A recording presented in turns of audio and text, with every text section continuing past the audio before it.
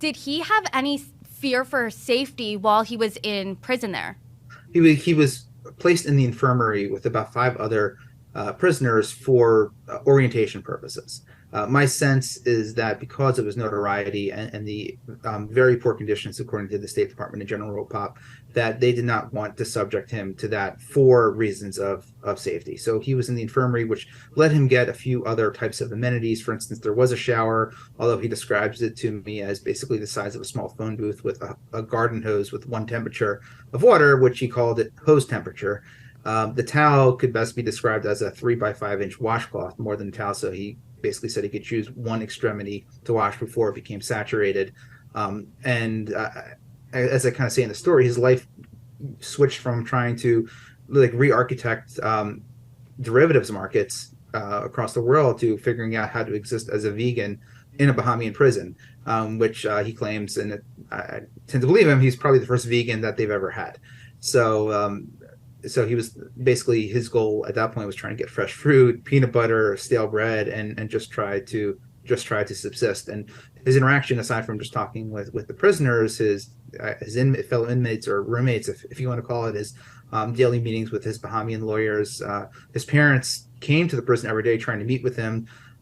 Because of some relic COVID restrictions, only Sam was really only allowed to meet with his lawyers, although he said that his parents were able to sneak in one time, and basically it was just a lot of boredom and trying to make sense of what was going on in the world outside of him, especially as it pertains to his case. The juxtaposition here of what you're describing as these horrible conditions is really jarring to what his life is like outside of prison just a few months ago as a billionaire. And like you said, the State Department did describe the prison as harsh and, quote, inadequate sanitation, ventilation, and medical care. So I mean, you really could describe it as grim, but what did he tell you was the worst part of prison for 9 days? That's a good question, and his answer was surprising to me, and he said surprising to himself as well. Uh, he basically said that he could have dealt with all of that. I mean, granted, he was only there for 9 days, but he said he could have dealt with the bad food and the bad beds and the poor showers and a bathroom with a toilet that only flushed if you poured a bucket of water down with it, if he had access to his iPhone.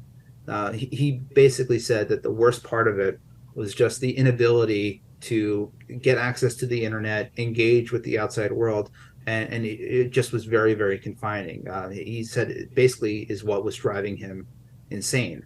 And he would get access to televisions once in a while. I know Bloomberg reported that he had access to cable TV. He told me that he didn't, and I guess because of basically his desire for access to information, he actually used his daily visitors to basically give them questions that he would ask them to answer, get answers for, and then hand those to his next visitor to come back the next day with a new set of questions. And he basically described this as a system of trying to recreate the internet with a 1 day latency, which I thought was an interesting system. Probably not something that is entirely original. I would imagine that many prisoners have tried that in the past to get words out to loved ones or ask questions. But the way that he described it as a kind of like a 1 day latent internet was really interesting and unusual to me. And my sense is that one of the reasons why he ultimately agreed to extradition to the U.S.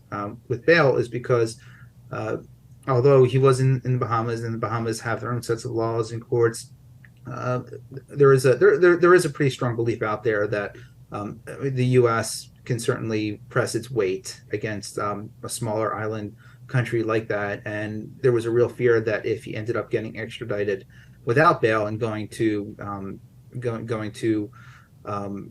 a harsh federal prison, that he would have little access to the internet, little ability to communicate with the outside world, and the opportunity to go back home and sit in his office and get on social media, to blog, to play online games. That's the world that he's really comfortable in, and that was really paramount for him, based on my conversations with him about kind of the decision making process behind agreeing to extradition, where obviously he's facing some very serious charges in the United States.